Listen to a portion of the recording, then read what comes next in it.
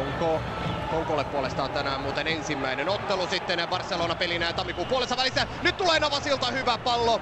Capel keskittää uudestaan! Ja 1-0 Sevilla johtaa! Alvaro Negredo siellä takatolpalla, mutta meneekö lopulta Real Madridin omasta pelaajasta pallo häkkiin? Vai onko se Negredo, joka saa jalkansa väliin? Vaikutti vähän kyllä omalta maalilta. Joka tapauksessa Sevilla siirtyy johtoon. Ja kuten näkyy, Andalusiasta on tullut Sevilla-kannattajia Bernabeulle. Mielenkiintoinen alku peliin. Diego Capelin keskitys. Katsotaanpa homma uudelleen. Jesus Navas lähtee aivan paitsion rajamailta.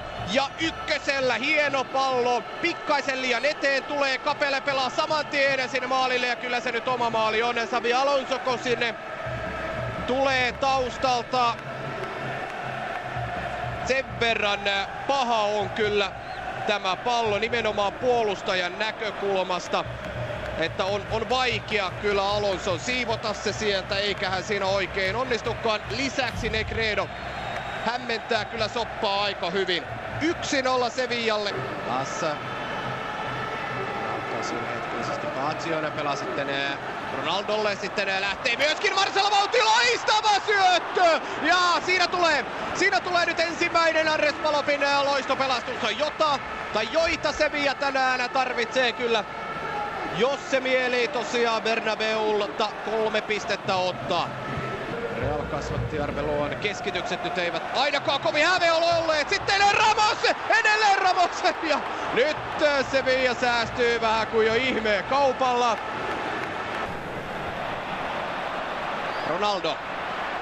Ronaldo haastaa ja laukoo, ja nyt Palop torjuu ensimmäisen ja sitten toinen laukaus ja siitä tulee kulmapotku.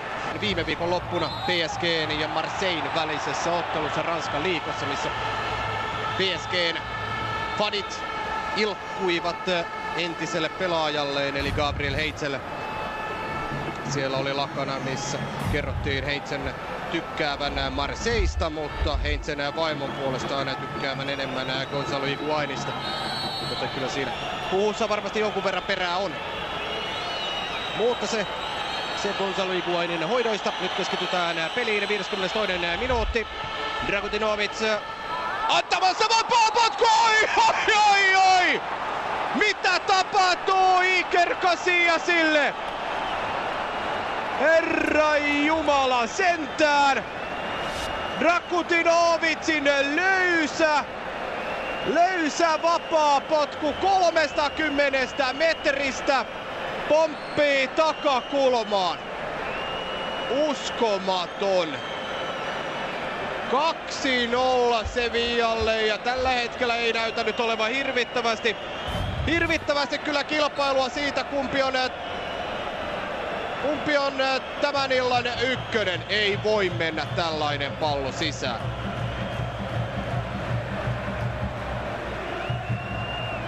Täysin käsittämätöntä. Tai tällaisten tapahtumien jälkeen 2 maalia ja käytännössä ei ensimmäistäkään vetoa edes maalia kohti muuta kuin tuo vapaa potku. Nyt on paikka ja kaikki laukaukset puolestaan mitä Real Madridilta tulee menevät suoraan Palopin syliin. Oli paha ratkaisu nyt kyllä Kakaltakin. Katsotaanpa tilanne uudelleen. Elo Palop käytännössä heittäytynyt jo makuulle. Aivan kuten Heinzen vaimo Higuainin edessä ja siihen täräyttää sitten Kaká. 11-2. Kaká, Marcelo pääsee nyt aika vapaasti sinne 16 tuimaan sitten ja nyt menee jo. Cristiano Ronaldo kaventaa pelin. Pallo pomppii suoraan Lusitanin juoksuradalle. Ja Ronaldo tuo lisää jännitystä tähän peliin.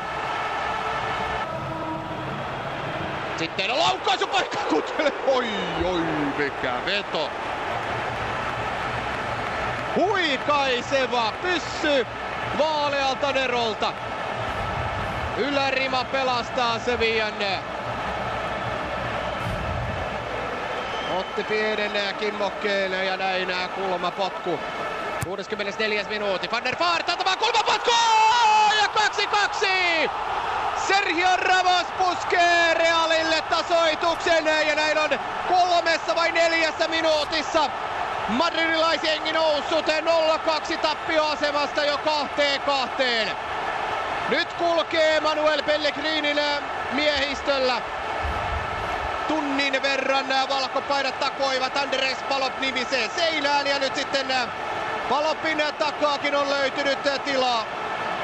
Mielenkiintoinen tuuletus, hieman eroottista sävyä oli siinä.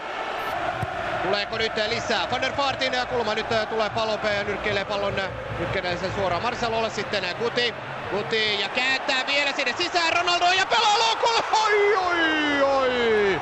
Ensiksi yrittää Gonzalo Higuain, sitten liukuu Sergio Ramos takatolppalla, mutta kummatkin liukuvat ohi pallosta. Maali roikkuu edelleen ilmassa, kuten se on roikkunut sellaiset 47 minuuttia. Ensimmäisen parikymppisen jälkeen valkopaidat ovat vieneet peliä liki täysin. Higuain. Edelleen Higuain! Ja tolppa! 1 ylärima, 1 tolppa, 20 laukausta Palopin maalia kohti. Ja numerot 2-2. Ja tällä menolla vielä vaikea 20 on Sevillalle tulossa. Hetki sitten kokeili Guti ja laukaus suoraan ylärimaan. Nyt Higuain hakee kyllä taitavasti sitä takakulmaa. On siellä komeasti Palopkin mukana, mutta ei. Varta. Garay. Guti ja loistavasti Higuainille. Higuain ja ylärima, ei ole totta.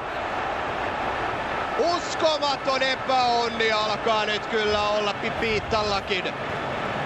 Ja järjetön syöttö jälleen kyllä Gutilta. Upeasti siihen keskelle. Adriano repii, siitä huolimatta Higuain ottaa pallon haltuunsa. Edelleen Gonzalo Higuain lauko ja yli. Oi.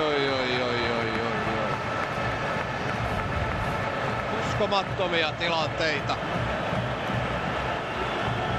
Gonzalo Higuain kyllä pallon saadessaan haltuunsa. Tuntuu nyt menevän joka ikinen kerta.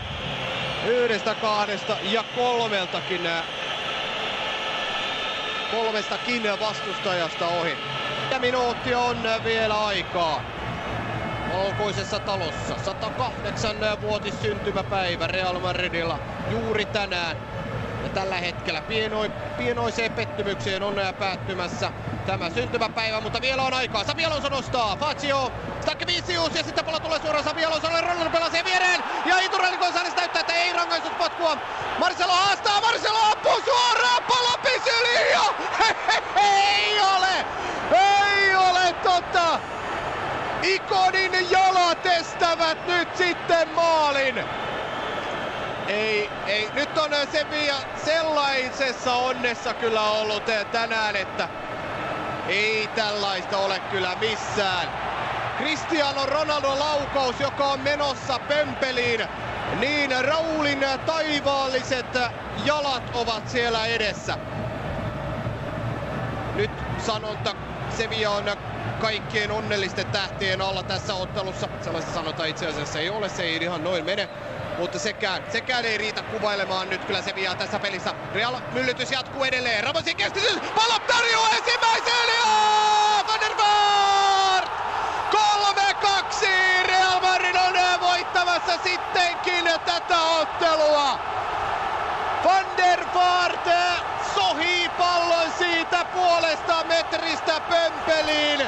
Ja valkopaidat ovat tehneet nyt kyllä käsittämättömän upean nousun. 0-2-3-2.